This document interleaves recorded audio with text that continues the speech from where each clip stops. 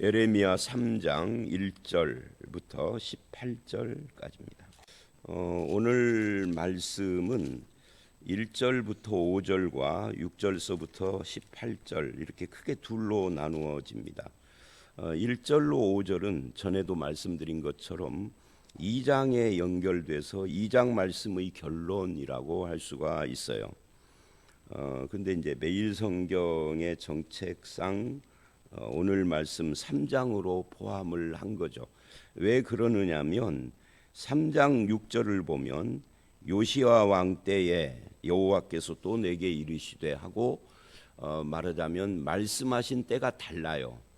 3장 5절까지는 첫 번째 메시지의 결론에 해당되는 거고 3장 6절서부터 6장 30절까지는 두 번째 메시지입니다. 그러니까 이런 거죠. 요즘식으로 말하면 3장 5절까지는 지난주 설교고 3장 6절서부터 6장 30절은 이번 주 설교고 그 다음에는 그 다음 주 설교고 이런 거. 메시지라는 말이 설교니까 그러기 때문에 서로 달라요. 그거를 염두에 두시고요. 먼저 이 3장 1절로 5절은 에레미야의 첫 번째 메시지의 결론인데 이 결론에서 뭘 이야기를 하느냐면 하나님과 이스라엘의 관계, 특히 여기서는 이제 북왕국 이스라엘과 남왕국 이스라엘, 남왕국 이스라엘은 유다라고 부르죠. 그래서 그냥 이스라엘 그러면 전체 이스라엘 12지파 다를 우리가 생각을 하지만 에레미야에서는 이스라엘은 북쪽을 말하는 거고 유다는 남쪽을 말하는 겁니다. 남쪽은 예루살렘이라고 부르기도 하죠. 그런데 그 하나님과 이스라엘, 하나님과 유다의 관계가 결혼 관계 같은 그런 관계였었다는 거죠. 그런데 그것이 깨져버렸어요. 그 깨져버린 결혼의 결론에 대한 이야기를 하고 있는 것이 1절로 5절 말씀입니다. 그러니까 마치 이혼한 것 같은 그런 상황이 된 거죠. 그러면서 신명기 24장 1절로 4절에 이혼에 관한 법을 가지고 오늘 이 말씀을 하고 있는 겁니다. 이혼한 후에 재혼한 여자는 본 남편과 재결합을 할 수 없다. 이게 이제 신명기 24장 4절을 보면 그런 이야기가 나와요. 현실 속에서는 뭐 이혼했다, 재혼했다, 그 옛날 남편하고 또 합쳤다, 또 이혼했다, 또 옛날 남편하고 합치고 왔다 갔다 하는 분들이 없잖아. 있기는 있어요. 현실 속에서. 근데 하나님의 원칙은 그렇게 이혼했다, 재결합하고 이혼했다, 뭐 이렇게 할 수 없다. 원칙에 대한 이야기를 하는 겁니다. 현실을 말하는 게 아니라 그것은 하나님께 가증한 거다. 신명기 24장 이야기하는 거예요 지금. 그리고 그것은 하나님께는 가증한 것이고 땅, 하나님이 주신 이 땅, 가나안 땅, 하나님의 기업의 땅이죠. 그 땅은 더럽히는 것이다. 이 땅을 더럽힌다는 것이 땅이야 뭐 사람들이 딛고 다니고 거기 뭐 벌레도 있고 땅이 더럽죠. 그런 의미의 더럽다는 것이 아니라 하나님의 기업을 더럽혔다. 이 표현은 땅 자체가 아니라 그 나라, 그 사회, 그 사회의 타락을 말하는 겁니다. 땅을 더럽힌다 이 말은 그 사회를 또는 그 나라를 하나님이 주신 나라인데 그 사회를 타락시키는 거다. 이 생수의 근원이신 하나님을 버린 이스라엘에 대한 이야기를 하고 있는 겁니다.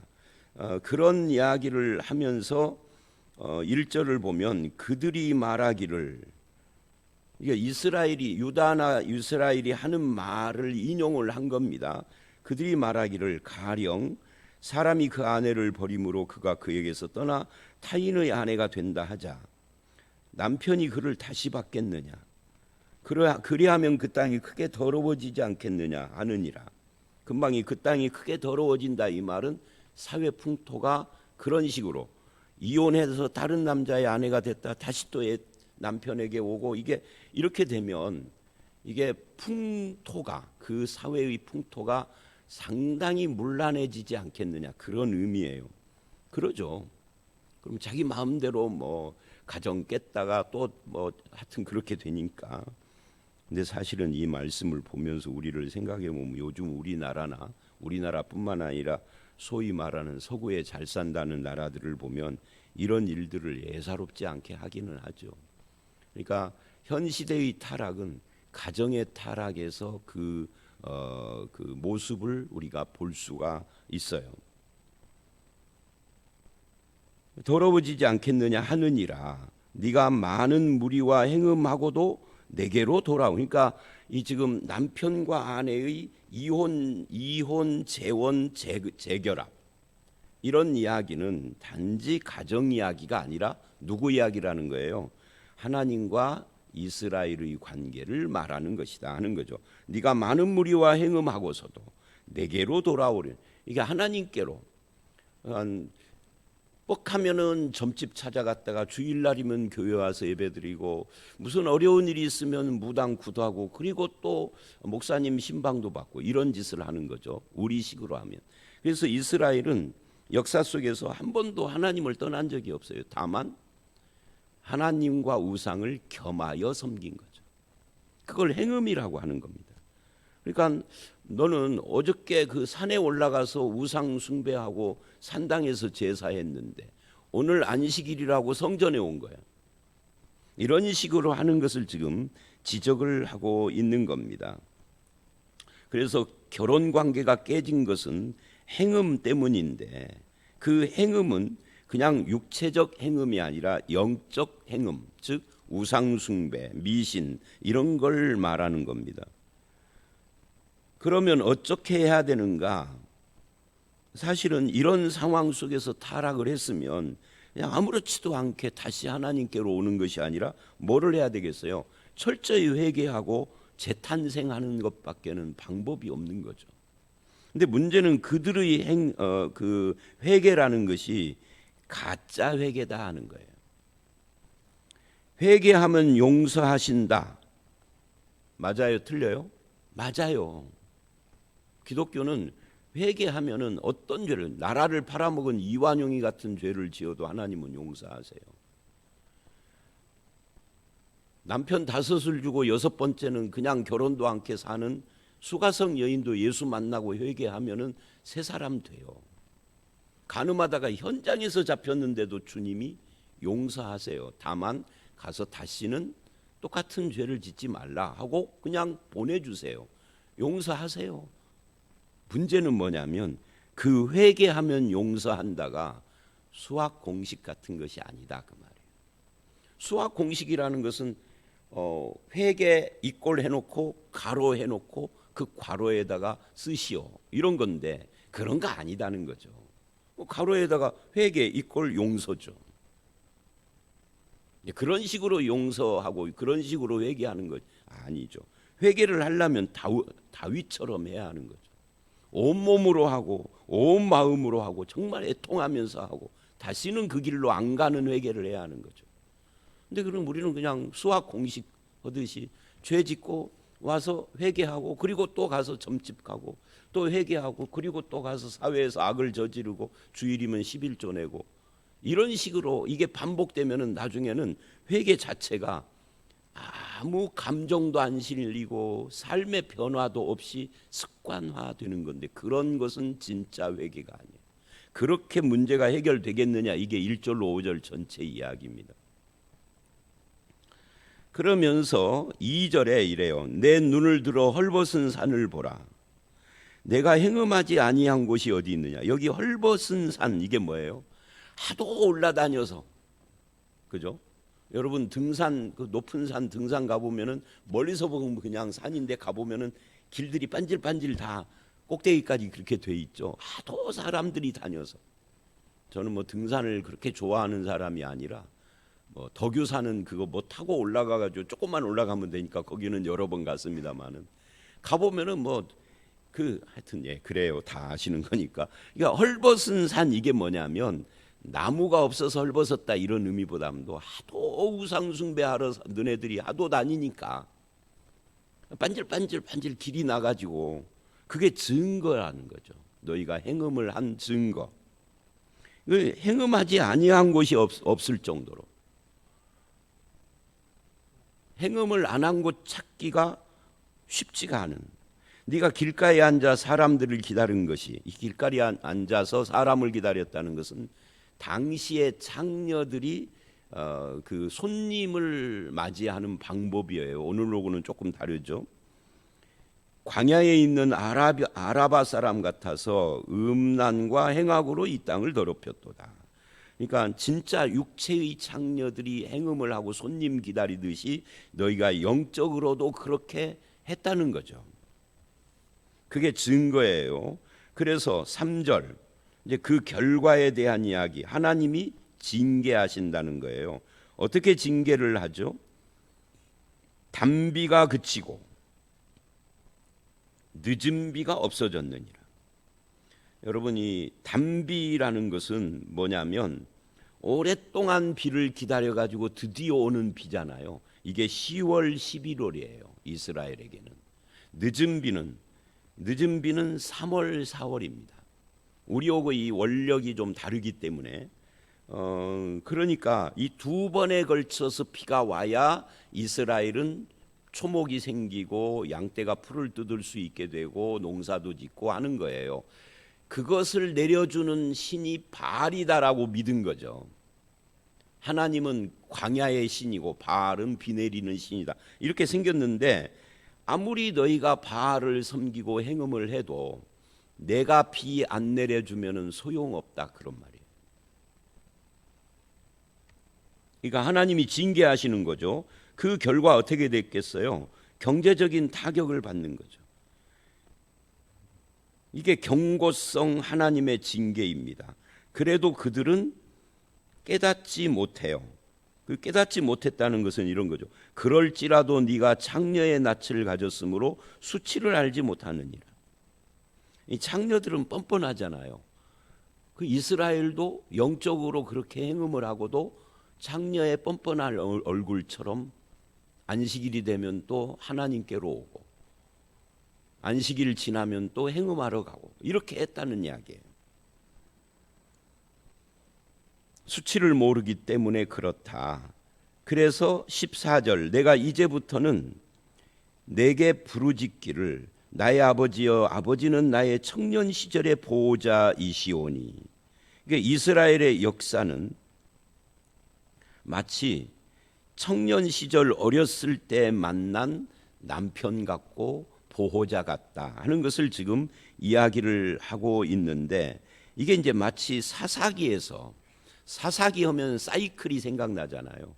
죄를 지으면 하나님이 징계하고 징계를 받아서 어려움에 처하면 회개하고 한 사사를 보내서 그들을 구원하고 구원받아서 평화롭게 세월이 가다 보면 또 죄를 짓고, 이게 계속 돌았던 것처럼 이스라엘이 지금 사사시대를 재현하고 있는 거죠. 무한 반복하는 겁니다. 죄짓고 징계받고 회개하고 죄짓고 이런 것을. 그러니까 참된 회개가 아닌 마치 수학 공식에다가 집어넣은 것 같은 형식적 회개만 한 것이죠. 위선적인 회개예요. 우리로 말하면 썬데이 크리스찬, 주일 신자일 뿐인 거죠. 월요일부터 토요일까지는 신앙하고 상관없이 살고, 그러면서도 나는 예수를 믿으니까 구원은 분명해 하고 잘못된 거짓 확신에 사로잡힌 그런 신자처럼 이스라엘도 그렇다. 나의 청년 시절의 보호자시오니 노여움을 한없이 하시겠으며 끝까지 품으시겠나이까 하지 않겠느냐. 이게 거짓이라는 거죠. 하나님은 저들을 인내하고 참아주시고 오래 참고 구원을 베푸시고 사랑과 은혜를 베푸시는 분이 맞긴 맞으나 거짓된 형식적 회개에 그렇게 반응하지는 않으신다. 그래서 이렇게 이야기를 합니다. 보라, 내가 이같이 말하여도 악을 행하여.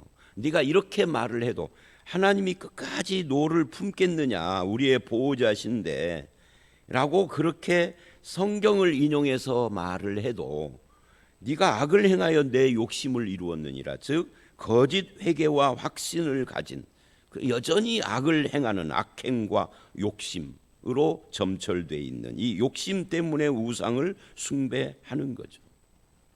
자, 이게 첫 번째 메시지의 결론인데 이 말씀들을 보면 이게 전부 다 우리에게 해당되는 이야기예요. 그래서 이 말씀은 한 가지를 뚜렷하게 이야기를 하는 거죠. 회개를 하려면 어떻게 하라? 참되게 해라, 그 말이에요. 참된 회개를 해야지 그냥 형식적으로 하는, 말로 하는 회개, 그거는 쓸데없는 거다 하는 이야기를 지금 하고 있는 겁니다. 그리고 이제 3장 6절서부터 두 번째 메시지의 첫 번째 이야기를 합니다. 두 번째 메시지는 6장 30절까지라고 이미 말씀드렸는데 그 중에 첫 번째가 3장 6절로 4장 4절까지가 이 그 중의 첫 번째 단락인데, 여기에는 어떤 내용이 나오느냐면 배역한 이스라엘아 돌아오라 라고 하는 그런 말씀이 교훈으로 있어요. 이 교훈을 받지 않고 완고하고 미련한 자들을 향하여서 호소하는 거죠. 여기서 하나님은 6절로 10절에서 북왕국 이스라엘을 배역한 이스라엘이라 그렇게 표현을 하고 남왕국 유다를 패역한 자매, 반역한 자매라고 불러요. 그러니까 북왕국과 남왕국은 마치 형제와 자매 같은, 그래서 위쪽은 배역한 사람이고 형제고 남쪽은 반역한 자매고, 배역이나 반역이나 뭐 그 말이기는 한데 누구를 반역했다는 거죠? 하나님을. 왜 그러죠? 유다는 북이스라엘이 하나님을 떠나서 높은 산과 푸른 나무 아래서 행음을 했는데, 즉 영적 간음, 우상 숭배를 했는데 7절 끝에 보면 이래요. 그의 반역한 자매 유다는 그것을 보았느니라. 그러니까 이게 이런 거예요. 우리 교회 어떤 권사님이 점집 다니는 것을 다른 권사님이 보고 다 알아. 그리고 어느 날 자기도 몰래 그 점집 따라간 거예요. 그런 거고 비슷하다 그 말이에요. 다 보았다. 그래서 8절 하나님으로부터 내쫓김을 당하고 이혼 증서를 받았습니다. 이게 심판받은 거죠. 그게 뭐죠? 북왕국 이스라엘이 BC 722년에 아수르에게 멸망한 거죠. 이 에레미야는 북왕국이 멸망하고도 한 100년쯤 지난 뒤의 이야기예요. 그러니까 이미 다 결말까지를 다 봤어요. 하나님을 떠나서 행음을 하면 어떤 일이 일어나는가를 눈으로 똑똑히 봤는데, 하나님께 이혼 증서까지 받고 내쫓김 당한 것을 봤는데 8절 중반 그의 반역한 자매 유다가 그걸 보고도 두려워하지 않는다. 아무 교훈을 못 받는다. 자기도 가서 행음을 한다. 자기도 초가 되면은 토정비결 보고 그런다는 거예요. 참 이게 우리들의 모습이죠. 그가 9절 돌과 나무와 더불어 행음함을 가볍게 여기고 이 땅을 더럽혔다. 그러니까 하나님의 징계나 범죄 그리고 그 결과에 대해서 가볍게 심상히 여기는 이런 태도가 문제다 하는 거예요. 우리는 그런 심상히 가볍게 여기는 태도를 벗어나야 진정한 회개를 할 수가 있죠. 자기를 바라볼 때 이런 부분들을 체크를 해야 합니다. 그리고 10절 진심으로 하나님께 돌아오기보다는 거짓으로 위선과 형식으로 하나님을 섬기는 채만 한다는 거예요. 이 모든 일이 있어도, 즉 북왕국이 그렇게 행음을 하고 우상 숭배를 하고 하나님께 반역한 길을 걸어가며 사회가 완전히 타락해 있다가 멸망을 하는 것을 이 남왕국 유다가 다 보고, 그리고 그의 반역한 자매 유다가 진심으로 돌아오지 않고 거짓으로만 한다. 다 보면서도.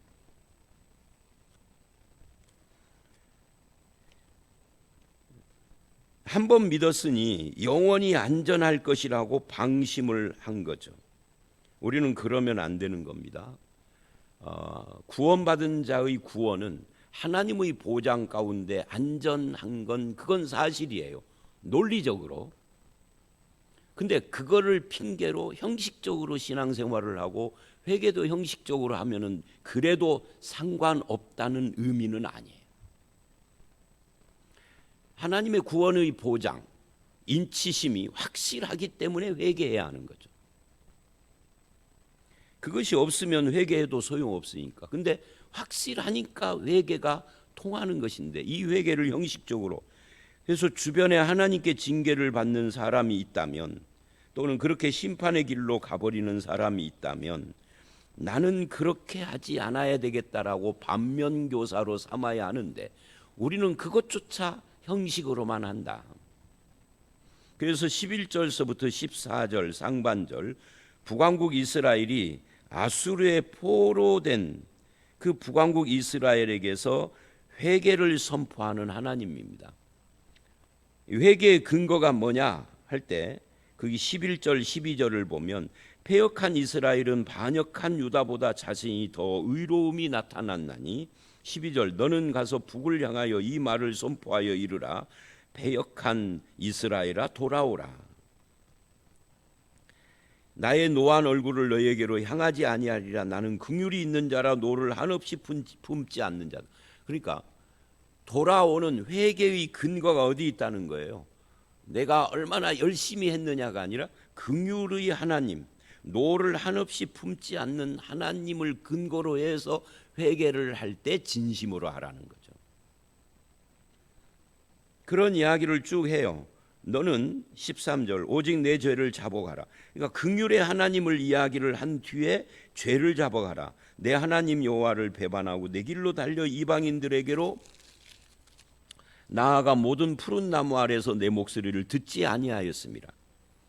그러니까 하나님께 돌아오라는 목소리를 청종하지 않았던, 그리고 모든 푸른 나무 아래는 우상 숭배의 장소예요. 그렇게 했던 그것을 자복하고 돌아오라. 근거는 하나님의 긍휼이다라는 이야기를 쭉 하고 있는 겁니다.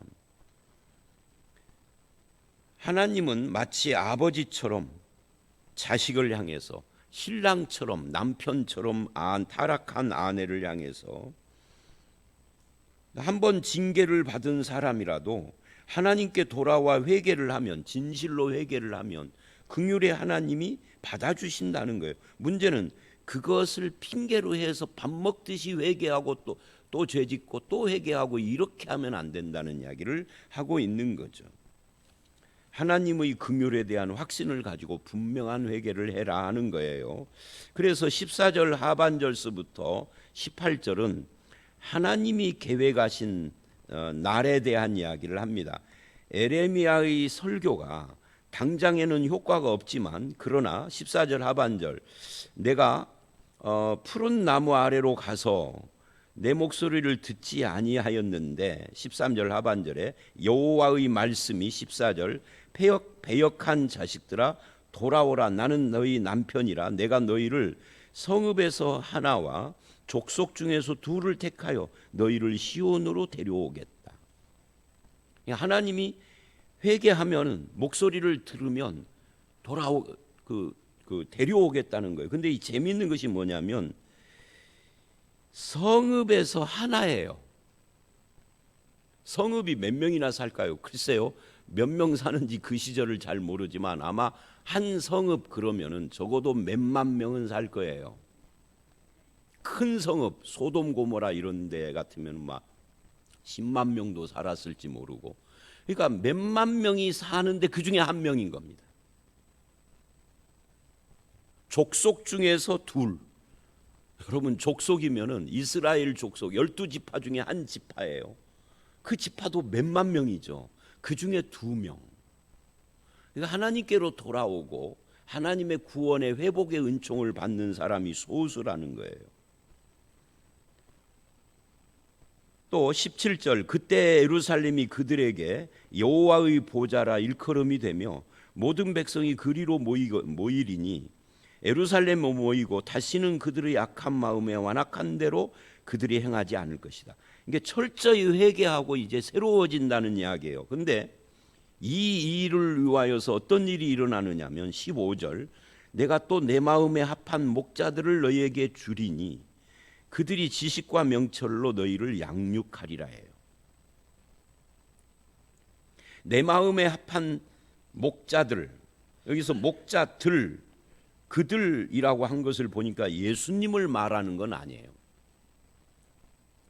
복수로 나오니까 신실한 하나님의 종들을 세우겠다는 거죠. 그래서 구약에서 하나님의 종들은 왕, 선지자, 제사장, 사사, 그 외의 지도자들을 말하는 건데, 사실 이 말씀은 어떤 의미가 있느냐면 북왕국 이스라엘이나 남왕국 유다의 타락에는 하나님이 세운 목자들의 타락이 핵심으로 있거든요. 그런데 이제 새로운 목자들을, 내 마음에 합한 목자들을 주시겠다는 거예요. 그러니까 하나님의 축복 중에 하나가 하나님의 교회, 구약에서는 그것이 이스라엘 나라죠. 이스라엘 나라는 나라 자체가 하나님의 교회예요. 신약에 오면은 한 나라가 교회인 경우는 없습니다. 기독교 국가에도 그거는 하나님이 승인하는 것은 아니에요. 그러면 이제 구약의 이스라엘은 신약에는 이제 교회인데, 구약의 교회든 신약의 교회든 참된 하나님의 마음에 합한 목자들을 세워주시는 것이 축복이고, 하나님의 마음에 합한 목자가 안 보이는 것이 그게 징계입니다. 이게 참 오늘 우리를 돌아보게 하는 말씀이죠. 하나님은 지금도 자신의 일을 위해서 하나님의 백성들을 모으고 하나님의 나라를 세워가는 것이 하나님의 일이잖아요. 신실한 종들을 세우시고 그런 신실한 종들을 필요로 하십니다. 문제는 내가 그런 일꾼이 되어야 하는 거죠. 여기서 나는 저를 말하는 게 아니라 저를 포함한 여러분들을 다 포함한 나예요. 우리가 신실한 하나님의 마음에 합한 목자가 안 보인다 한탄하지 말고 내가 하나님의 마음에 합한 목자가 되어야 하는 거죠. 적어도 그런 목자를 세워달라고 기도라도 해야 하는 것이죠. 우리 교회는 있지 않느냐? 아니, 우리 교회만이 아니에요. 한국 교회 전체를 바라보면서 그래야 하는 거죠. 그날의 특징이 뭐냐? 16, 17절. 언약궤가 없다. 언약궤를 다시는 말하지 아니할 것이요, 생각하지 아니할 것이요, 기억하지 아니할 것이요, 찾지 않고 만들지 않을 것이다. 그때에는 예루살렘이 그들에게 여호와의 보좌라 일컬음이 될 것이라. 그리로 모을 것이다. 여러분, 이게 언제를 이야기하나? 얼핏 보면은 신약을 이야기하는 것처럼 보이기도 해요. 신약 시대는 이런 것이 다 필요 없죠. 그런데 여러분, 에레미야는 지금 유다가 바벨론으로 포로로 다시 오는 70년 만에 이것을 염두에 두고 있어요. 이 유다의 예루살렘과 성전이 완전히 파괴될 때 그때 언약궤가 없어져 버린 거죠. 다. 근데 돌아온 그 이스라엘은 성전을 짓지만 언약궤가 있었을까요? 글쎄요, 모르겠어요. 언약궤에 대한 이야기가 안 나와요. 필요로 하지 않아요. 만들 필요가 없어요. 왜냐하면 에레미야 시대 이후 70년 포로 이후의 이스라엘의 상황은 예수 그리스도가 오실 것을 바라보는 시대예요. 물론 400년 후가 되겠지만 에레미야 이 시대로부터는 500년 후고요. 그래서 이것은 새 언약을, 이제 나중에 예레미야서 33장에 가면 새 언약이 나오는데 새 언약을 바라보는 것이기도 합니다. 이때에는 우리의 마음이 변하고 새 영을 받아서 새 사람 되는 것이 중요한 거지, 외적인 종교 형식, 언약궤를 중심으로 한 이것이 필요가 없어지는 거죠. 그래서 새 언약을 바라보면서 하나님께서 목자를 그들에게 세우시겠다는 거예요. 그래서 그 시대는 마음이 새로워지는 시대예요.